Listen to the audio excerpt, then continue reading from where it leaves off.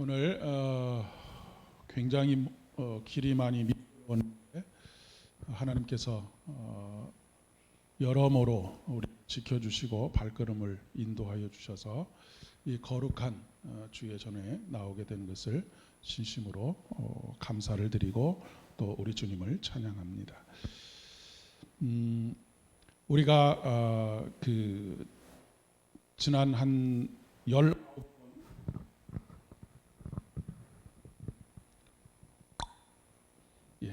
19번에 걸쳐서 사도신경, 우리가 믿는 바가 무엇인지에 대해서 하나하나 살펴보았습니다. 그리고 그 의미들을 더욱더 우리의 마음속에 새기는 그런 과정들이 되었으리라 그렇게 생각이 되어집니다. 사도신경, 우리의 믿는 바를 여러분들과 함께 나누게 된 이유에 대해서 설명을 드렸었죠. 우리의 신앙을 다시 한번 점검해 보아야 하겠기에 그랬습니다 라고 하는 말씀을 드렸습니다. 우리가 위기의 시대를 만나면 늘 무슨 이야기들을 하느냐면 초대교회로 돌아갑시다 라고 하는 말을 합니다. 초대교회로 돌아간다라고 하는 말의 의미가 무엇이겠습니까? 우리가 초대교회로 돌아갈 수가 없지요. 로마 제국이 다시 이루어지는 것도 아니고 또 그런 바의 상황들이 만들어지는 것도 아니고, 초대교회로 돌아간다라고 하는 것은 다른 말로 이야기하면 기본으로 돌아간다라고 하는 그런 의미이겠습니다. 초대교회가 어떤 공동체의 위기를 직면했을 때 사용했던 방법이 바로 기본으로 돌아가는 것이었기 때문에 그렇습니다. 우리가 사도행전에 보면 그토록 뜨거웠던 초대교회 예루살렘 교회에 아주 큰 분란이 일어나게 됩니다. 굉장히 그 다툼이 일어나게 되지요. 거의 그 공동체가 둘로 이렇게 갈라지는 그런 일이 벌어지고 말았습니다. 여러분이 잘 아시는 것처럼 그 이유가 무엇이냐면 헬라파 유대인들과 또 히브리파 유대인들의 과부들이 구제를 받는 일에 있어서 지극히 차별을 당하게 되면서 교회가, 공동체가 굉장히 큰 어려움에 직면하게 되었습니다. 그래서 그렇지 않아도 겨우 이렇게 갈등이 봉합되어져 있는 상황이었는데 공동체가 완전히 깨져버릴 만한 그런 일이 벌어지고 말았던 것이죠. 그래서 사도들이 이것을 해결하는 일에 처방으로 내놓은 것이 무엇이냐면 바로 7집사를 세우는 것이었고, 그리고 그 7집사를 통해서 그 일들을 감당하게 하고, 또 사도들은 무엇을 하겠노라라고 온 공동체에다가 이야기를 하느냐면 우리는 말씀을 전하는 것과 기도하는 것에 전무하겠다, 모든 힘을 다 쏟겠다라고 하는 그런 이야기입니다. 그러니까 이 초대교회 공동체가 이런 큰 문제를 당하게 된 것이 무엇이냐면, 그 이유가 무엇이냐면 다른 이유 때문이 아니고 사람들의 마음과 생각이 하나님의 말씀과 기도하는 일로부터 멀어졌기 때문에 생긴 일이다라고 하는 것을 이야기하고 있는 것입니다. 그렇기 때문에 사도들이 우리가 다시 기본으로 돌아가서 말씀을 전하는 일과 기도하는 일, 말씀과 기도, 초대교회 공동체를 든든하게 유지하고 있는 두 기둥을 다시 더 단단하게 세우는 일에 모든 힘을 다 쏟겠다라고 하는 그런 이야기입니다. 그러니까 우리가 지금 한국 교회가 큰 위기에 직면해 있게 되는데, 이 위기를 직면하는 것은 어떤 프로그램을 하는 것이 아니라고 하는 것입니다. 어떤 다른 방법을 취하는 것이 아니고 가장 중요한 것은 기본으로 돌아가는 것인데, 이 기본이 바로 말씀과 기도라고 하는 것이죠. 우리가 이게 자전거를 탈 때에 외발 자전거를 타는 것을 보면 굉장히 위태롭게 보이지 않습니까? 금방이라도 엎어질 것 같은 그런 느낌들이 듭니다. 그리고 두 개의 바퀴를 가진 자전거를 타게 되면 조금 더 안정적으로 좌우 이렇게 중심을 잡아가면서 균형을 잡아가면서 앞을 향해 달려갈 수가 있게 되죠. 거기에다가 보조 바퀴들을 하나, 둘 이렇게 더 달게 되면 중심이 무너지지 않을 뿐만 아니라 또 많은 것을 실어도 그것을 잘 감당할 수 있는 그런 자동차가 되는 것이죠.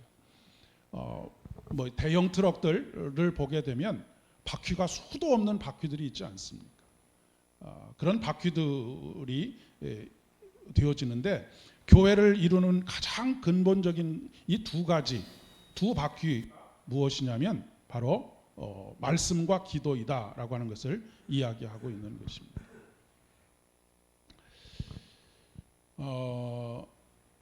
우리가 신앙의 삶을 다시 일으켜 세우는 것, 그것은 바로 기본으로 돌아가는 것이고 말씀을 회복하는 것이고 기도를 회복하는 것이다. 그래서 오늘은 말씀이 우리의 영적인 유익을 위해서 얼마나 중요한 것인가라고 하는 것을 함께 나누고 다음 주에는 기도와 관련해서 함께 말씀을 나누려고 합니다. 디모데전서 4장 1절부터 2절까지의 말씀에 보면 1절에 어떤 사람은 믿음에서 떠나 미혹하는 영과 귀신의 가르침을 따르는 사람들이 있다. 지금 이 에베소 교회에 굉장히 큰 문제가 생기게 됐는데 그 문제의 원인이 무엇이냐면 믿음을 떠나 미혹하는 영과 귀신의 가르침, 그러니까 예수 그리스도의 말씀으로부터 멀어졌기 때문에 그런 문제가 생기게 되었다라고 하는 것입니다. 그러니까 모든 일의 가치 판단의 기준이 하나님의 말씀이어야 되고 생명의 말씀이어야 되는데 다른 가르침들, 그런 가르침에 귀를 기울이고 그런 그 가르침에 따르는 삶을 살다 보니까 결국 문제가 생기게 되었다라고 하는 그런 이야기이죠. 2절의 말씀에 보면 자기 양심이 화인을 맞아 외식하며 거짓말하는 사람들이 있다라고 그렇게 이야기를 하고 있습니다. 그러니까 우리가 지금 한국 교회가 사회적으로 때때로 큰 지탄을 받게 되는데 그 지탄을 받게 되는 이유가 무엇이냐면 말씀대로 행동하지 않기 때문에 지탄을 받게 된다라고 하는 것을 이야기하고 있는 것이죠. 그러니까 말씀을 자기 중심적으로 판단하는 것입니다. 이게 미혹하는 영에게 마음을 빼앗기고 생각을 빼앗기는 것이고 귀신의 가르침이라고 하는 것을 뭐 이렇게 공포스럽게 생각하실 필요 없이 예수님의 가르침이 아닌 모든 것은 다 그 귀신의 가르침, 그러니까 그렇게 표현하면은 또 조금 그러실라나요? 귀신이라고 하는 것을 그 말 그대로 귀신으로 생각하지 마시고 예수 그리스도와 말씀과 대적되어지는 반대되어지는 모든 것들이라고 그렇게 생각하시면 될 것 같습니다.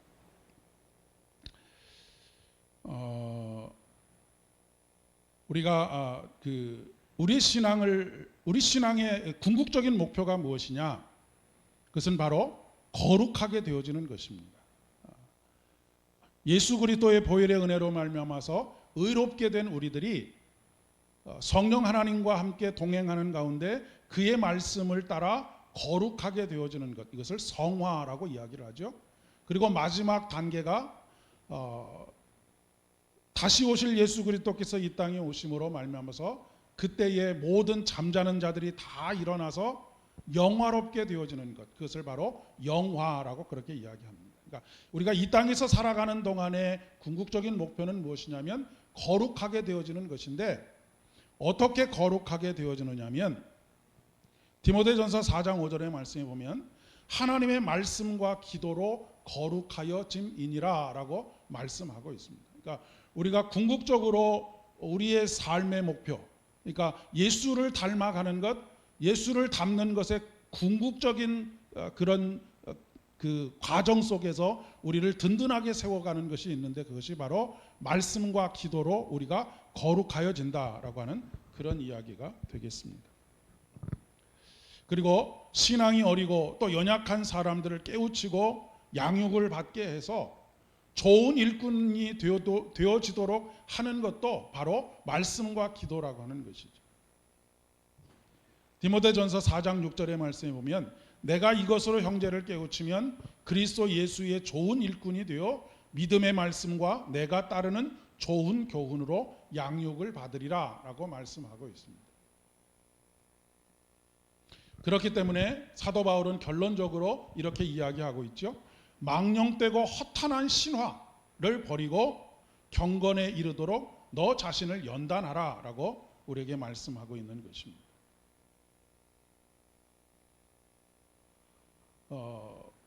초대교회가 다시 말씀과 기도로 돌아가게 되었을 때에 교회가 더욱더 왕성해지고 부흥하게 되었던 것을 우리가 볼 수가 있죠. 그 힘이 가공할 만한 힘, 거기서부터 시작된 이 나비의 효과, 작은 물결들이 로마를 점령하고도 남고 세계 모든 곳에 퍼지게 되는 그런 역사들이 일어나게 되었던 것이죠. 그러니까 우리가 어려우면 어려울수록, 힘들면 힘들수록, 위기이면 위기일수록 돌아가야 하는 것이 바로 본질입니다. 다시 말씀과 기도로 돌아가는 것. 이것이 이 두 가지가 튼튼해질 때 교회가 튼튼해지게 된다라고 하는 것이죠. 다른 방법들은 임시 방편적인 방법들이라고 하는 것입니다. 이것이 예루살렘 교회에만 국한된 것이 아니고 오늘 우리 교회에도 적용되는 말씀이고 또 한국 교회에 적용되는 말씀이라고 이야기할 수가 있겠습니다. 삶이 참 재미가 없다, 참 무기력하다, 신앙생활이 재미없고 무기력하다. 그러면 무엇을 점검해야 되느냐면 바로 내가 말씀과 기도 위에 서 있는가를 점검해야 한다라고 하는 것입니다. 내 가정에 문제가 있다, 내 가정이 편안하지를 못하다. 그러면 무엇을 점검해야 되느냐면 우리 가정이 말씀의 기초에서 서 있는지 우리 가정이 기도하는 가정인지를 점검해 보아야 한다라고 하는 것입니다. 물론 다른 이유들도 있을 수 있습니다. 그런데 그 다른 이유들이라고 하는 것은 바로 이 말씀과 기도로부터 벗어나서 났기 때문에 발생되는 문제이지 그 문제 자체가 본래 원인이 아니라고 하는 그런 이야기인 것이죠. 우리 교회가 문제가 있다라고 할 때도 마찬가지입니다. 교회 공동체가 하나가 되지 않고 자꾸 불협화음이 난다라고 하면 무엇을 점검해 보아야 하느냐면 모든 판단의 기준과 결정의 기준이 말씀에 근거하고 있느냐, 그리고 그 말씀에 근거해서 계속해서 기도하고 있느냐라고 하는 것을 점검해 보아야 한다라고 하는 것이고, 만약에 그렇지 못하다고 한다면 사도들이 선택했던 것처럼 말씀하는 것과 기도하는 것, 그것에 모든 힘을 다 기울이는 것, 이것이 필요하다라고 하는 것을 이야기하고 있는 것입니다. 그런데 사실 이 말씀과 기도가 중요하다라고 하는 것을 우리가 한두 번 들은 것이 아니죠. 우리 귀에 못이 박이도록 귀에 딱지가 앉을 정도로 그렇게 많이 들어왔던 말씀입니다. 그럼에도 불구하고 우리가 이 말씀에 몰입하지 못하는 이유가 뭐일까? 그것은 바로 육신의 양식과 아주 밀접한 관계가 있다라고 이야기할 수가 있겠습니다. 오늘 함께 봉독한 마태복음 4장 4절의 말씀에 예수님께서 40일 동안을 금식하지 않으셨습니까? 저는 40일까지는 금식을 못 해봤는데 40일 금식을 하게 됐을 때의 그 고통과 뭐랄까요? 모든 것이 다 먹을 것으로 보이고 누군가가 먹을 것을 주면 마치 짐승과 같은 그런 모습으로도 변하지 않을까라고 생각이 들었습니다.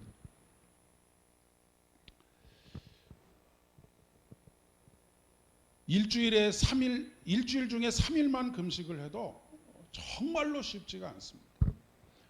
제가 청년 때 청년회장을 하면서 옆에 조금 떨어져 있는 교회하고 연합 청년 수련회를 가게 되었습니다. 근데 전혀 모르는 사람들이 함께 모여서 수련회를 하게 되어서 제 마음속에 결심하기를 수련회 기간 동안에 나 한 사람이라도 금식하면서 모든 프로그램들을 준비하고 진행해 가야 되겠다라고 그렇게 생각을 했었습니다. 그런데 이 과정이 그냥 방 안에 앉아서 기도하는 것만으로 한다면 그래도 조금 나을 것 같은데 그 땡볕에 모든 프로그램들을 다 진행하면서 금식하는 일이 정말로 고통스러웠고 식당에 물론 같이 가서 앉지만 음식의 그 유혹 때문에 그 견디기 어려웠던 순간들이 있었던 것을 기억을 합니다. 예수님께서 40일 동안을 금식하시고 얼마나 먹는 것에 대한 귀중함을 생각하게 되었을까라고 생각합니다. 그때에 사단이 와서 속삭이지요. 돌로 떡을 만들어 봐라 라고 하는 것이었습니다. 아마도 모든 인간들은 돌로 떡을 만들 수만 있다면 만들고 싶은 것이 욕망일 것입니다. 요즘 제가 참 조금 염려하고 걱정하면서 기도하는 것 중에 한 가지가 우리나라의 지금 노동 시간을 굉장히 대폭적으로 신축적으로 늘리겠다라고 하는 그런 그 발표로 인해서 마음속에 품고 기도하고 있는 중에 있습니다. 그렇게 노동 시간을 늘려야 하는 이유가 물론 기업의 그 원활한 운영을 위해서도이지만 그렇게 해야만 한다라고 주장하는 이유 중에 한 가지가 무엇이냐면 사람들이 노동 시간이 줄어들어서 수입이 줄어들게 되니까 투잡 쓰리잡을 뛰어서 더 힘들게 되더라. 그러니까 아예 노동 시간을 늘려주어서 사람들의 수입을 유지할 수 있도록 그렇게 해주자라고 하는 주장입니다. 일견 그럴듯해 보이는 주장이기도 하지요. 그런데 또 한편으로 어렵다 하면서도 음식점 같은 데를 가보면 음식점들마다 사람들로 바글바글합니다. 도대체 무엇인가라고 하는 생각이 듭니다. 왜 그렇게 투잡 쓰리잡을 뛰면서까지 자기 몸을 혹사해 가면서까지 벌어들여야 하는가? 현재 자기가 살고 있는 삶을 유지해야 된다라고 하는 강박관념이 있기 때문이라고 생각합니다. 그러니까 그것을 유지하기 위해서 더 많은 노동을 할 수 있도록 하는 것이 국가의 목표가 아니라 오히려 조금 소박하게 살더라도 조금 살림의 규모를 작게 하더라도 삶의 질을 높여가고 조금 여유롭게 살 수 있도록 하는 그런 삶을 지향하면 안 될까? 이것이 성경의 정신이 아닐까라고 하는 생각이 들기 때문에 그렇습니다. 그런데 물론 참 어렵다는 것을 압니다. 우리가 삶을 작은 삶에서 큰 삶으로 가는 것은 굉장히 쉬운데 큰 삶에서 작은 삶으로 가는 것은 정말로 쉽지 않다라고 하는 것을 압니다. 하지만 우리가 이미 너무 과잉 소비에 길들여져 있어서 그것을 줄이지를 못하는 것이죠. 남들 하는 만큼 해야 하고 남들 먹는 만큼 먹어야 하고 남들 입는 만큼 입어야만 그래도 이 사회에서 뒤처지지 않는 것처럼 생각을 하기 때문에 그렇다는 것입니다.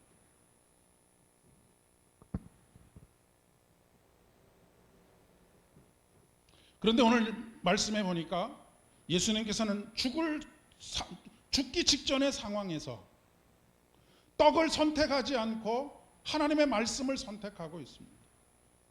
사람이 떡으로만 사는 것이 아니고 하나님의 말씀으로 사는 것이다. 말씀도 필요하다, 말씀이 중요하다라고 말하는 것이 아닙니다. 내가 죽는 한이 있어도 하나님의 말씀을 선택하겠다라고 하는 그런 결단을 보여주고 있는 것이죠.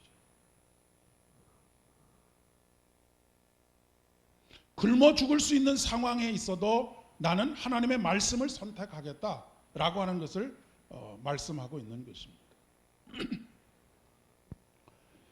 우리에게 먹고 사는 문제는 정말로 중요합니다. 누구나 다 잘 먹고 살기를 원합니다. 그래서 끊임없이 사단은 우리에게 속삭입니다. 야, 이것도 조금만 시간을 내면 이것도, 이 돌도 떡으로 만들 수 있고 저 돌도 떡으로 만들 수 있어.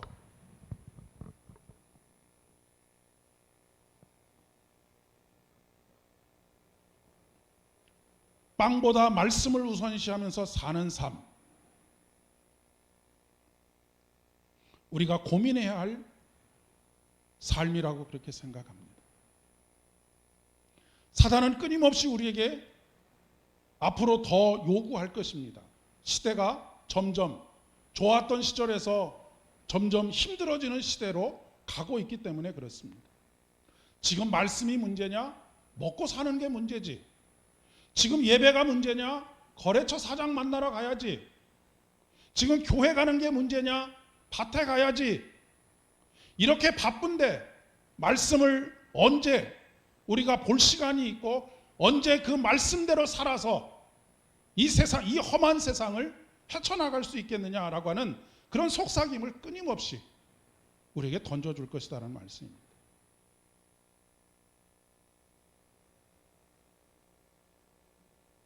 그만큼 육신의 욕구가 강렬합니다. 출애굽의 역사를 본 이스라엘 백성들이 가나안 땅에 들어가자마자 바알 우상에게 절을 한 이유가 무엇이겠습니까? 그만큼 그들에게 매력적으로 느껴졌기 때문입니다. 호세아서 13장 6절의 말씀에 보면 그들이 먹여준 대로 배가 불렀고 배가 부르니 그들의 마음이 교만하여 이로 말미암아 나를 잊었느니라 라고 말씀하고 있습니다.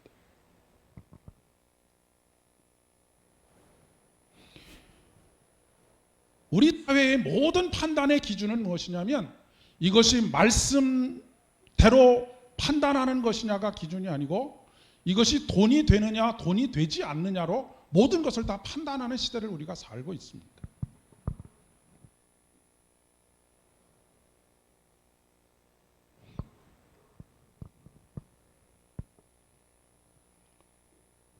우리가 빵이 필요할 때 빵을 먼저 선택하는 것이 아니라 말씀을 선택하게 되면 우리의 말씀으로 이 땅에 오신 예수 그리스도께서 자기 자신을 우리의 양식으로 주십니다.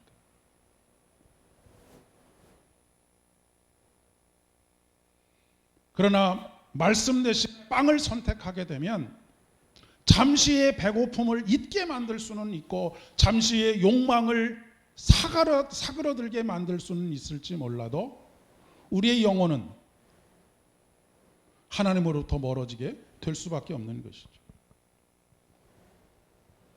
하나님의 시편의 시인은 하나님의 말씀은 내 발의 등이요 내 길의 빛이니이다 라고 말씀하고 있습니다. 하나님의 말씀이 내 발의 등이 되고 내 길의 빛이 된다는 것은 무엇입니까? 내 미래에 소망을 가져다 준다는 것입니다. 내 눈앞에 있는 떡이 내 미래를 찬란하게 만들어주는 것이 아니고 하나님의 말씀이 지금 현재 내 길을 비춰주셔서 실족하지 않게 하실 뿐만 아니라 나의 미래를 소망으로 이끌어 주신다라고 하는 그런 이야기인 것이죠.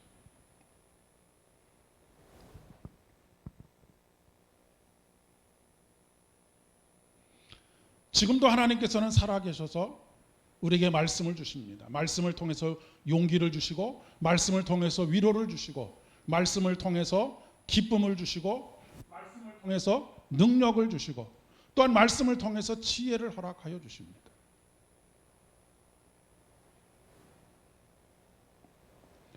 나와 하나님과의 관계가 얼마나 올바른 관계 속에 있느냐를 판단해 볼 수 있는 가장 중요한 기준이 무엇이냐면 내가 말씀을 판단의 근거로 삼고 있는지 그렇지 않은지인 것이지요. 이것이 내가 내 신앙의 상태를 점검해 볼 수 있는 것입니다.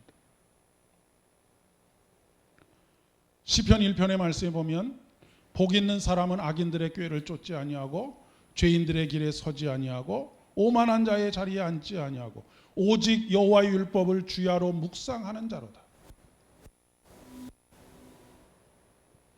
우리는 복 있는 사람의 삶에 대해서 이미 알고 있습니다. 하나님의 말씀을 기준으로 삼아서 하나님의 말씀대로 기도하고 하나님께서 말씀에 약속하신 대로 우리의 기도에 응답하는 삶을 살게 될 때에 시냇가에 심은 나무가 시절을 조차 과실을 맺고 잎사귀가 마르지 않고 또한 하는 모든 일들이 형통하게 되는 것. 그런데 우리가 육신의 건강도 평소에 운동을 열심히 하라고 하지 않습니까? 특별히 나이가 들어가면서 가장 중요하게 지켜야 되는 것이 근육입니다. 이 근육을 계속해서 지켜나가는 그런 훈련을 하지 않으면 근육이 어느 순간에 싹 빠져나가게 되죠. 그런데 큰 근육도 중요하지만 아주 잔 근육들을 만들어가는 것이 굉장히 중요합니다. 이것이 이제 기초대사량이 되기 때문에 그렇습니다. 잔 근육을 만든다는 것은 꾸준히 운동을 한다는 것입니다. 근데 저도 그렇지만 많은 사람들이 그렇게 꾸준히 운동을 매일매일 운동을 하는 것이 참 쉽지 않습니다. 당장에 귀찮고 힘들기 때문에 그렇습니다. 우리 신앙의 영혼의 건강도 마찬가지라고 이야기할 수 있습니다.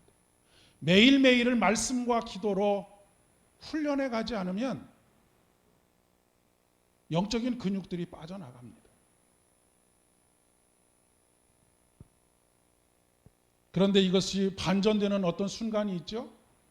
건강을 잃게 되면은 꾸준히 의사가 시키는 대로 하게 되지요. 술을 끊으라면 술도 끊고 담배를 끊으라면 담배도 끊고 매일매일 걸으라고 하면 걷기도 하고 그것을 다시 꾸준히 하시는 분들은 건강을 유지하면서 생을 살아가지만 그렇지 못한 분들은 건강이 완전히 망가져 버립니다. 영적인 건강도 마찬가지라고 이야기할 수 있어요.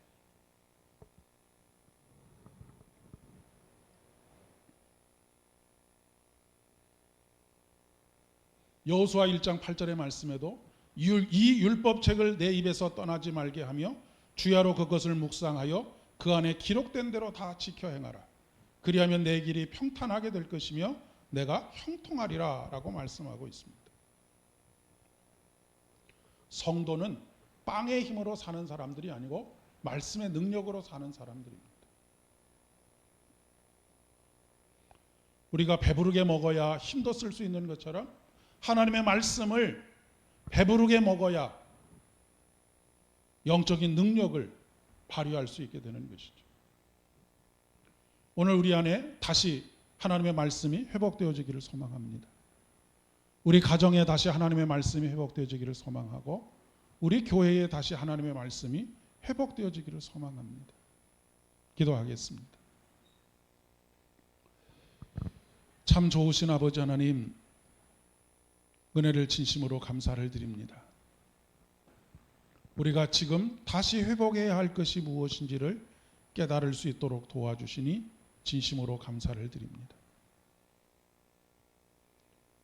늘 육신의 욕망을 치우고 빵을 먼저 선택하느라 생명의 떡은 저 멀리 밀어놓는 어리석음 가운데 살고 있는 우리들을 주님 용서하여 주시옵소서.